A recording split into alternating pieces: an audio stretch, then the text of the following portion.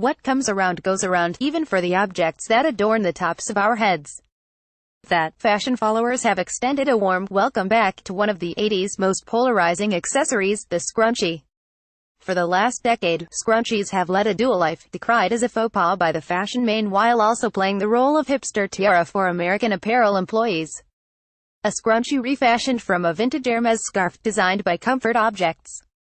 WWD Recently, however, scrunchies have begun attracting wider appreciation, perhaps a runoff effect of the 80s Renaissance trend.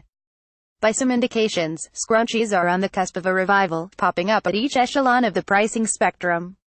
Urban Outfitters has display racks dedicated to the scrunchie, offered in materials spanning from velvet to satin.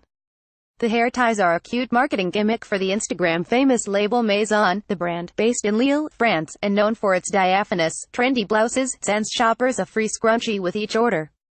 To accompany its Resort 2018 collection, Balenciaga cinched models' hair with scrunchies, or chow chow, as they are known in French. Theirs made of lambskin and priced at nearly $200.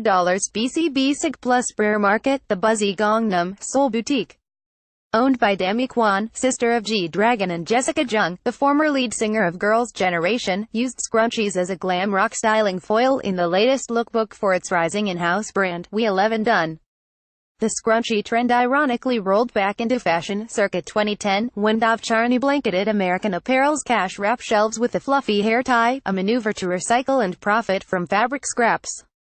In 2013, social media consultant Kata Hicks and fashion editor Ruthie Friedlander launched the satirical account at Scrunchies of Instagram, posting archival images from the scrunchie's heyday, with the self-professed intention to champion the return of the scrunchie, one scrunchie at a time. CPLKT_NLWX. This season, it would appear these efforts have finally materialized.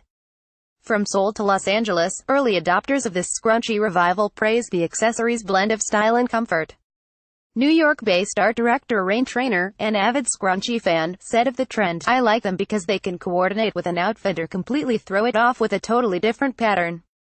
They're gentle on most hair types, which is why I wear them working, traveling, at the beach. They don't damage my follicles like a normal rubber band." Amid this 80s Redux-induced haze, a luxury scrunchie brand has emerged.